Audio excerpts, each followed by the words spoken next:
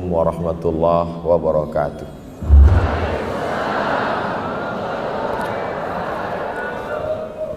Apa kabar Bapak Ibu semua, sehat?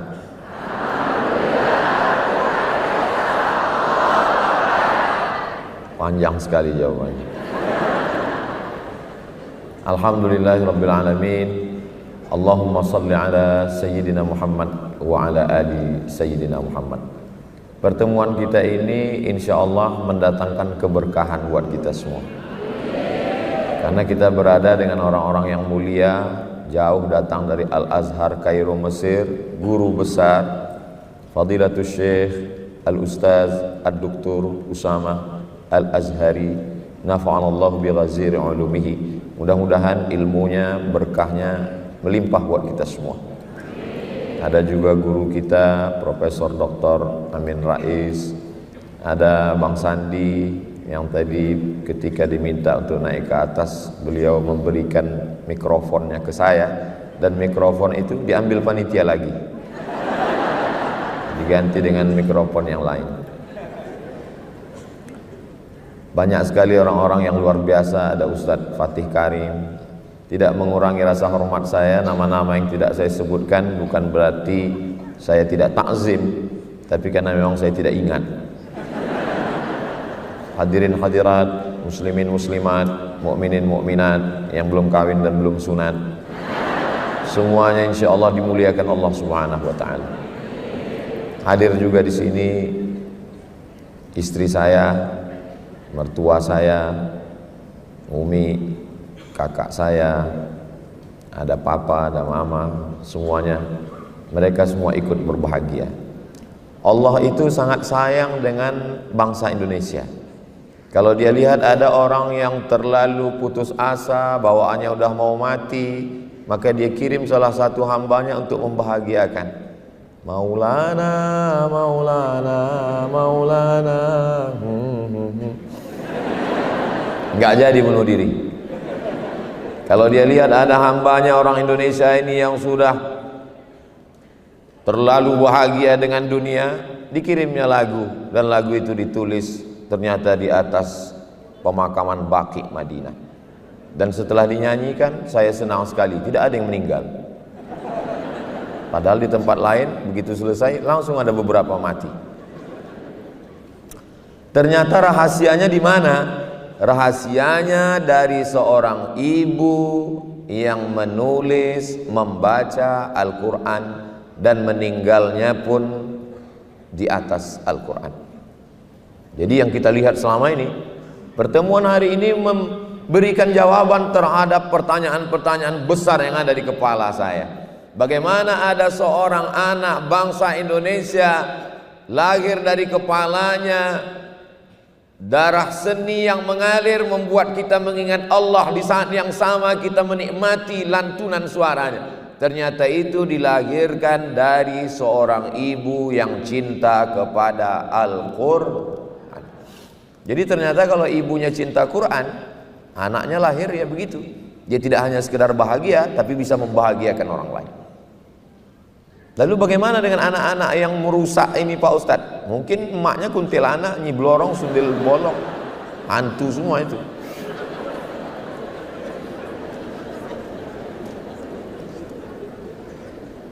Putri Indonesia, artinya kalau putri Indonesia kan orang yang paling cantik si Indonesia. Masuk Islam, setelah masuk Islam apa yang terjadi? Suami meninggal dunia. Apa selanjutnya? Masuk penjara. Apa yang selanjutnya? Terhinakan. Apa selanjutnya? Merasa tidak berbakti kepada orang tua. Orang tua merasa, apa salahku sebagai orang tua sehingga kamu mempermalukan seperti ini? Di mana letak rahasia kekuatannya? Kenapa begitu kuat? Selama ini saya termasuk yang penasaran, apa yang membuat kuat? Hari ini saya mendapatkan jawabannya. Ternyata kekuatannya ada pada Al-Quran. Wa nunazzilu minal Quran. Kami turunkan Al-Quran ini ma huwa syifa. Al-Quran ini adalah syifa. Allah tidak mengatakan dawa.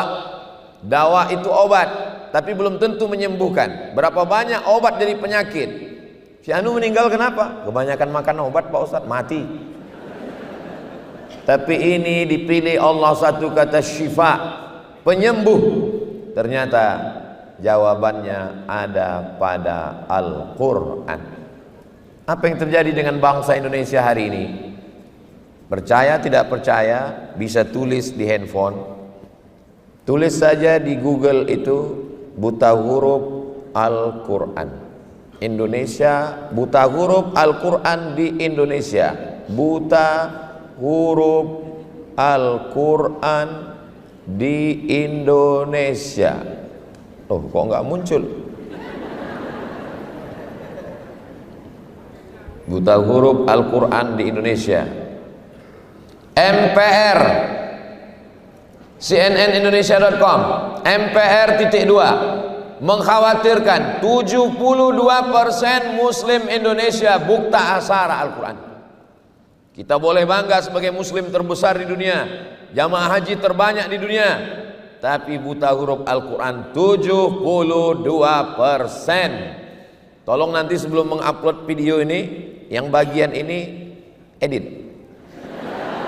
Soalnya saya malu nanti pas saya ceramah di Malaysia sama di Brunei. Bisa kan tim media?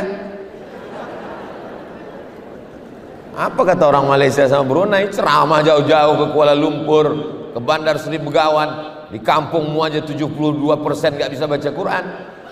Tolong edit yang ini. Masa ngedit itu aja gak bisa? Di negeri ini semua bisa diedit.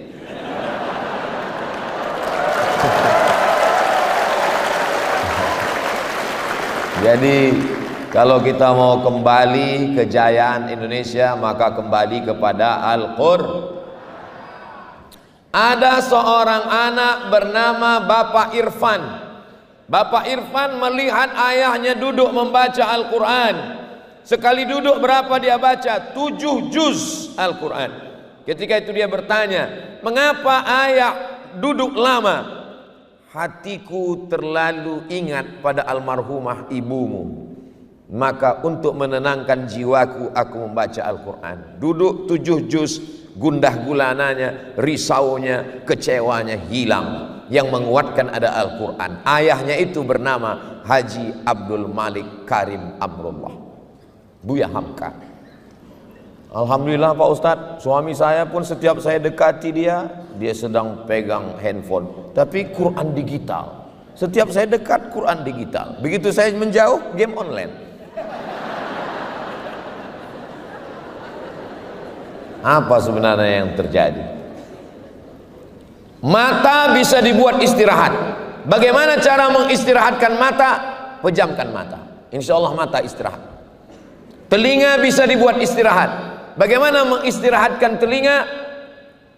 Cari sumbat telinga, insya Allah telinga istirahat. Kaki mau beristirahat. Bagaimana mengistirahatkan kaki? Jangan jalan, duduk di rumah, baring-baring, insya Allah istirahat. Tapi ada yang tidak bisa diistirahatkan. Apa dia? Pikiran. Pikiran tidak pernah istirahat. Dia terus berpikir. Pak Ustadz, mohon maaf ya, untuk beberapa hari saya nggak bisa ikut pengajian. Kenapa? Saya mau mengistirahatkan pikiran saya. Saya mau pergi ke danau, saya mau pergi ke bukit, saya mau pergi ke laut. Akhirnya sampai ke pantai, mau istirahat. Ternyata apa yang terpikir? Tiketnya mahal, hotelnya mahal, tagihan. Dulu yang dipikirkan orang hanya anaknya, suaminya. Hari ini orang buka handphone, scroll. Yang dipikirkannya suami orang, anak orang, rumah orang. Manusia zaman sekarang ini aneh sekali. Tetangga beli kulkas, dia yang kedinginan.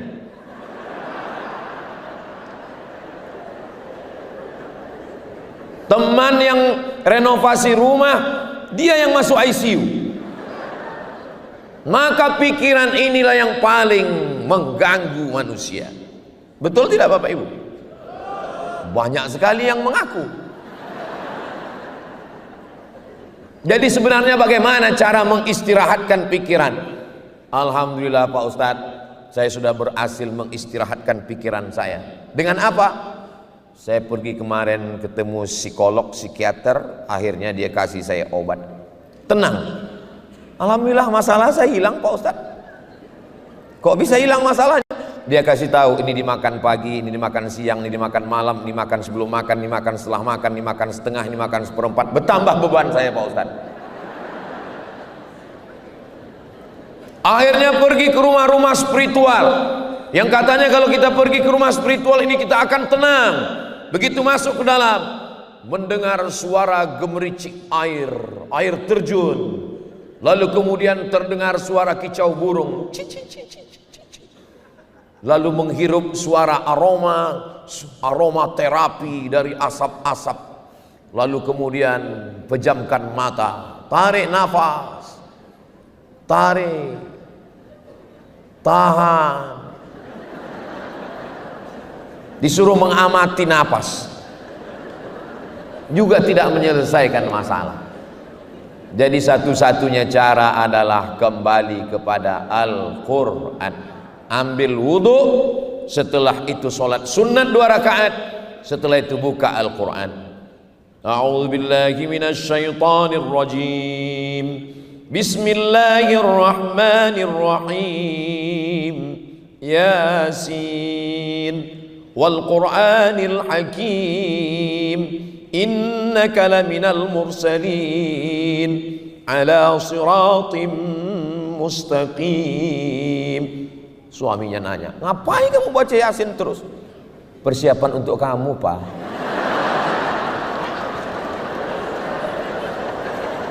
Dengan membaca Al-Quran, pikiran kita beristirahat. Dengan membaca Al-Quran, hati kita tenang. Yang ngomong bukan saya.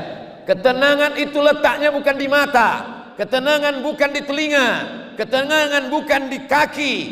Huwallazi anzalas sakinata, dia yang menurunkan ketenangan fi qulubil mu'minin. Ketenangan itu ada di dalam hati. Kalau sudah hati tenang, yang lain ikut tenang. Makanya kalau ada jamaah ini yang tertidur, itu berarti hatinya bukan senang untuk menenangkan hati.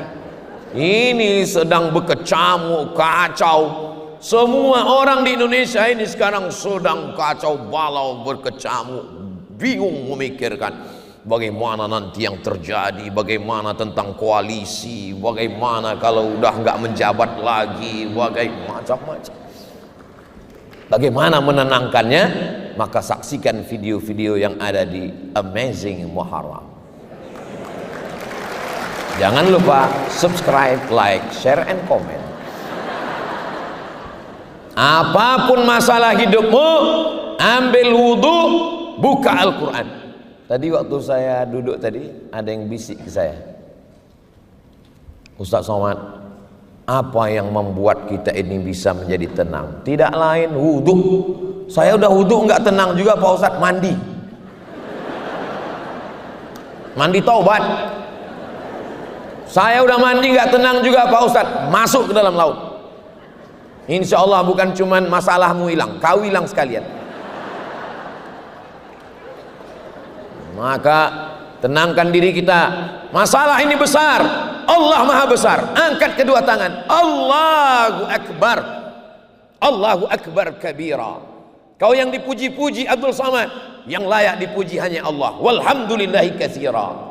Engkau suci Abdul Samad, aku penuh dengan dosa, yang suci hanya Allah. Wa subhanallahi bukratan wa asila. Aku tidak menghadap kepada siapapun, aku hanya menghadap wajjahtu wajhiya lilladzi fataras samawati wal arda hanifan musliman wa ma ana minal musyrikin. Tapi jangan mentang-mentang udah dengar tausiah ini sholat zuhurnya nanti begitu. Inna sholati. Kata imam apa ini? Maksudnya itu cukup, itu sekedar saya nyampaikan. Nanti pas sholat tetap tenang di dalam hati. Serahkan semuanya kepada Allah. Duduk, baca Al-Quran. Yang selama ini memuliakan Al-Quran, beli Quran termahal, sampulnya dari emas, disampul lagi dengan kain sutra, dimasukkan ke dalam kotak kayu jati, dipaku 4 sudut, gak pernah dibuka sampai mati. Aku nikahkan engkau dengan anakku dengan mahar seperangkat alat sholat dan kitab suci Al-Quran, gak pernah dibuka sampai mati, tunai. Apa ini? Kenapa ulama dulu mengajarkan nikah maharnya Al-Quran? Supaya Al-Quran dibaca. Yang paling afdol, paling bagus mengajarkan anak Al-Quran. Kamu berani meminang anak saya? Iya. Saya tidak minta emas, saya tidak minta perak, saya tidak minta mobil mewah, saya tidak minta rumah yang besar. Saya hanya ingin kau ajarkan anak saya Al-Quran. Siapa namamu? Nama saya Imran, Pak. Ajarkan surat Ali Imran. Panjang sekali, Pak. Kalau mau nikah, memang nama saya di KTP Imran, Pak, tapi sehari-hari dipanggil kawan kulhu. Ayo kulhu Allah aja. Indah itu. Ini untuk mengajarkan kalian. Yang senyum yang belum nikah aja. Yang udah nikah apa boleh buat. Jadi yang paling bagus itu adalah ketika Nabi sedang menyampaikan tausiah, berdiri seorang perempuan. Apa kata dia? Inni wahabtu laka nafsi. Aku berikan diriku kepadamu. Kalau bahasa kampung kami, I give myself for you. Lalu kemudian apa kata Nabi? Nabi terus tausiah. Tiba-tiba berdiri seorang laki-laki. Karena Nabi nggak ada respon, berdiri seorang laki-laki. Ya Rasulullah, kalau engkau nggak mau, ya untuk aku aja ya Rasulullah. Kata Nabi, kamu mau? Iya. Iltamis walau khataman min hadidin. Carilah walaupun cincin yang terbuat dari besi. Dia pulang ke rumah cari cincin besi, nggak ada. Maka bapak-bapak kemana-mana tolong bawa cincin besi. Mana tahu nanti keadaan terjepit. Lalu kemudian setelah itu nggak ada ya Rasulullah. Kata Nabi, pulang cari lagi. Dia cari ke rumah, dia cari. Ada satu kain untuk mahar ya Rasulullah. Berapa kainnya? Satu. Jadi mahar nikah. Iya.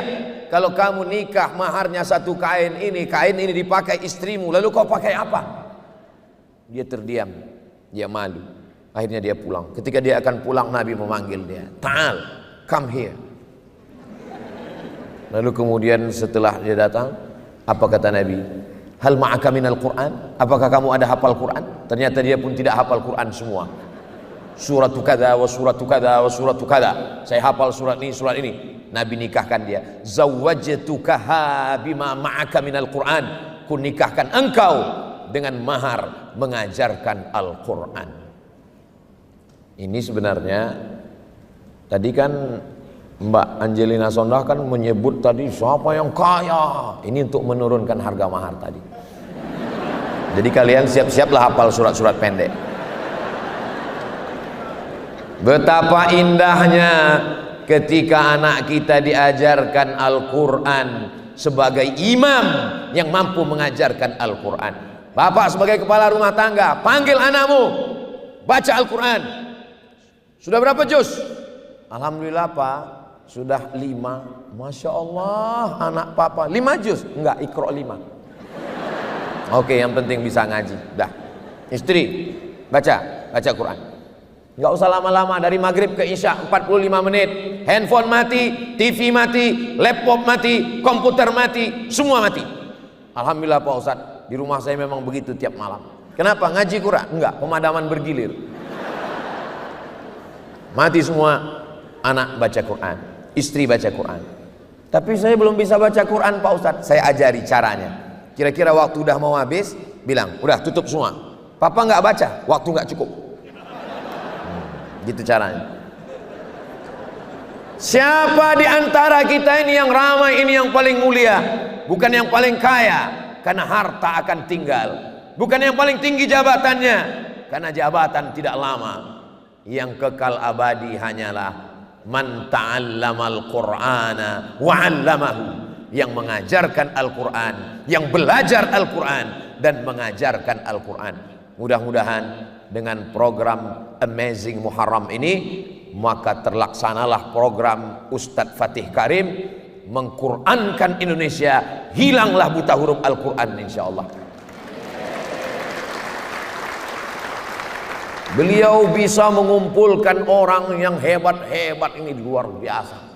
Bayangkan, ada yang melihat ke atas, ke bawah, luar biasa, bisa dikumpulkan ya semua.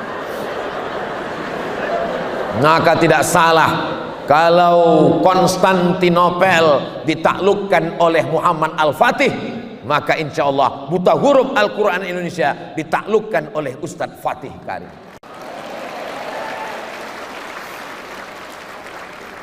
Saya di mana-mana tausiah itu 60 menit, 600 ml. Tapi di sini sudah merah habis waktunya. Akhirnya saya tutup dengan pantun penutup, menangkap puyuh di Bukit Selasih. Thank you dan terima kasih. Mohon maaf atas segala kekhilafan.